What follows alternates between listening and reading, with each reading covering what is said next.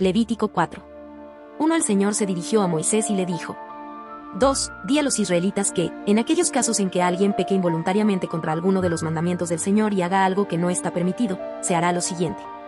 3. Si el que peca es el sacerdote principal, haciendo así recaer la culpa sobre el pueblo, deberá ofrecer al Señor un becerro sin defecto como sacrificio por el pecado cometido. 4. Lo llevará ante el Señor, a la entrada de la tienda del encuentro. Allí le pondrá la mano en la cabeza, y luego lo degollará en presencia del Señor. 5. Después él mismo tomará un poco de la sangre del becerro y la llevará a la tienda del encuentro. 6. Allí mojará su dedo en la sangre y la rociará 7 veces ante el Señor, hacia el velo del santuario. 7. Untará también un poco de sangre en los cuernos del altar destinado al incienso aromático, que está ante el Señor, en la tienda del encuentro, y toda la sangre restante la derramará al pie del altar de los holocaustos, que está a la entrada de la tienda del encuentro. 8. Luego le quitará al becerro sacrificado por el pecado toda la grasa que cubre las vísceras. 9. Los 2 riñones, la grasa que los cubre y que está sobre los lomos, y la parte grasosa del hígado, la cual deberá quitar junto con los riñones. 10. Tal como se le quita al toro que se ofrece como ofrenda de reconciliación. Luego el sacerdote lo quemará sobre el altar de los holocaustos. 11. Pero la piel del becerro y toda su carne, junto con la cabeza, las piernas, las vísceras y desechos. 12. O sea, todo el becerro, lo sacará a un lugar limpio fuera del campamento, donde se echa la ceniza, y allí, sobre el montón de ceniza, les echará leña y les prenderá fuego.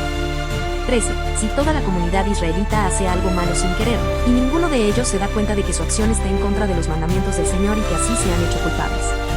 14. En cuanto se sepa el pecado que han cometido, deberán ofrecer todos juntos un becerro como sacrificio por el pecado. Lo llevarán ante la tienda del encuentro. 15. En donde los ancianos de la comunidad pondrán sus manos sobre la cabeza del becerro, ante el Señor, y allí mismo lo degollarán. 16. Luego el sacerdote principal llevará un poco de la sangre del becerro a la tienda del encuentro. 17. Mojará su dedo en la sangre y la rociará 7 veces ante el Señor, frente al velo.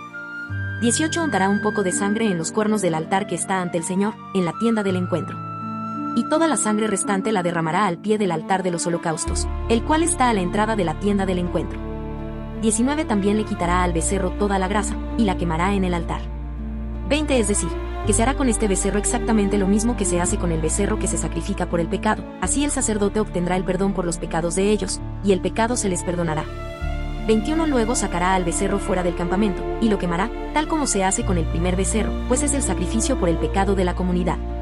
22. Si un jefe peca cometiendo algo que está en contra de los mandamientos del Señor su Dios, resultará culpable aun cuando lo haya hecho involuntariamente.